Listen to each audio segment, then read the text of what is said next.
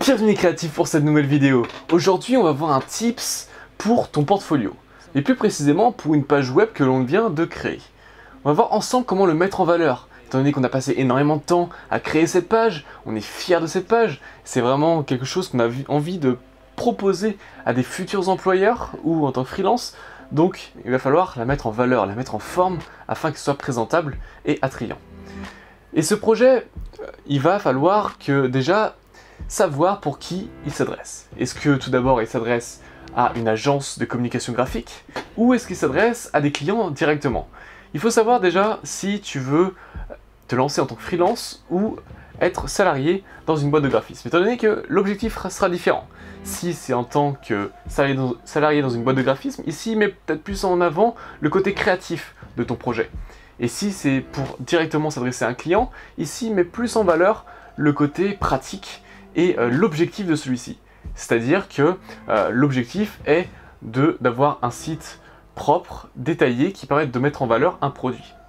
Donc déjà, bien définir quel est l'objectif de ton projet. Fais bien attention que tu éprouves du plaisir à réaliser ce type de projet. Je m'explique. Par exemple, en école de graphisme à Les Arènes, on avait des cours de mise en page. Ok, c'était bien, mais le truc c'est que ça ne me passionnait pas trop. De ce fait, j'ai choisi de ne pas placer ce type de projet à l'intérieur de mon portfolio. Donc premièrement, fais bien attention que le type de projet que tu mets en avant, que ce soit dans ton portfolio ou sur des sites de freelance, soit des projets qui t'intéressent, donc tu as de la passion, dont tu ne vois pas le temps passer lorsque tu réalises ce type de création. C'est le premier critère, le premier cercle. Ensuite, le second cercle est celui du talent. Il faut que tu aies des compétences nécessaires pour réaliser ce type de création. Il faut que tu aies des connaissances suffisantes pour ce type de projet. Ensuite, le troisième cercle est celui des clients et de l'argent. Il faut que ce type de projet ait de l'intérêt. Il faut que ça intéresse les personnes, il faut qu'elles soient prêtes à te payer pour ta création. Donc finalement, il faut que ton projet rentre dans ces trois cercles. Je m'explique pourquoi. Étant donné que si tu as des clients, si ton cercle argent et ton cercle passion est tous les deux liés, mais le cercle talent n'est pas présent, le fait de ne pas avoir de talent fait que forcément ça ne va pas attirer les clients et de ce fait on pourrait dire que le croisement de ces deux cercles est uniquement un rêve.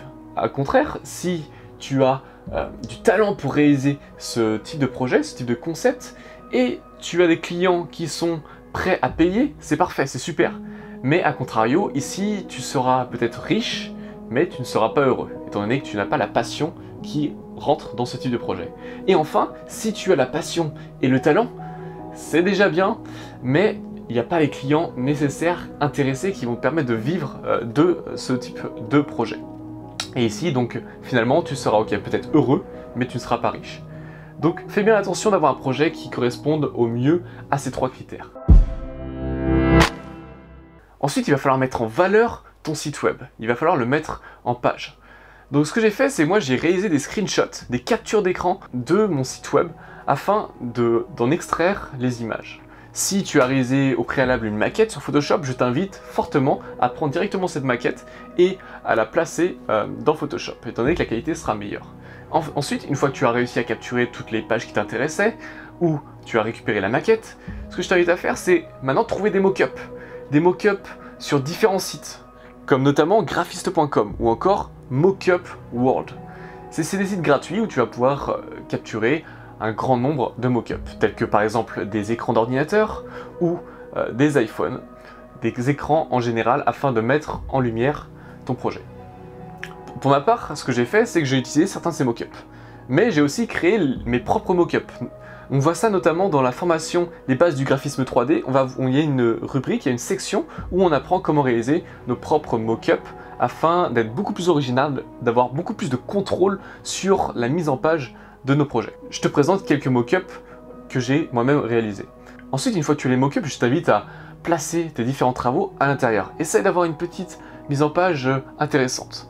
Une fois que c'est fait, on va tout reprendre, que ce soit la capture de l'écran d'ordinateur ou les captures de l'application, c'est-à-dire le site web sur mobile, on va tout importer sur une page principale. Ensuite, ce qu'on va faire, c'est qu'on va placer les différents éléments de part et d'autre afin d'avoir une composition sympathique et bien travaillé.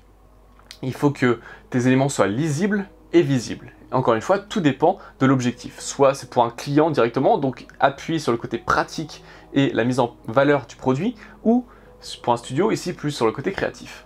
Ce que tu peux faire, c'est utiliser les masses d'écrêtage et réaliser une première base avec des cubes, et ensuite ce que tu vas faire, c'est que tu vas juste dire ok, j'ai envie que ce calque soit directement appliqué et présent sur ce calque noir. Et de cette manière, avec cet agencement, tu vas pouvoir mettre en place tes différents éléments. Essaye de garder la même ligne graphique, c'est-à-dire par rapport au fond d'écran, étant donné que sur les mock-ups, il y a possibilité de changer la couleur aussi, donc fais bien attention de garder l'identité de ton projet. Une fois que c'est fait, super, tu as une page bien agencée, on voit bien les différents flyers sur la gauche, on voit bien ton écran de portable avec le déroulement du site web, on voit les différentes pages, etc. C'est parfait. Tu as une belle page, une belle présentation.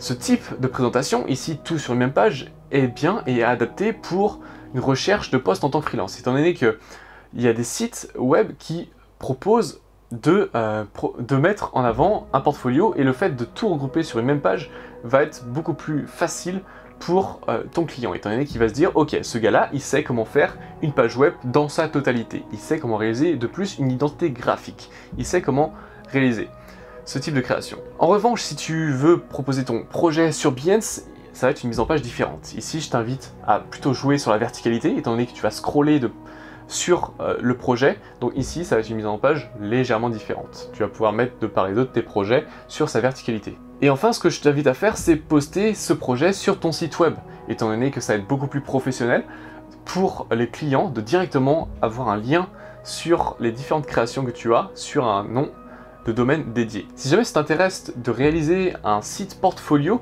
et tout ça sans coder, laisse-moi ton avis en commentaire et je pourrais réaliser quelques vidéos sur ce type de concept. Je te montre quelques-uns de mes projets que j'ai mis en avant pour me lancer en tant que freelance. J'espère vraiment que cette vidéo t'a plu. Si jamais c'est le cas, n'hésite pas à lâcher un like si la vidéo t'a plu, à laisser un commentaire pour me donner un petit peu ton avis, échanger sur ce type de réalisation.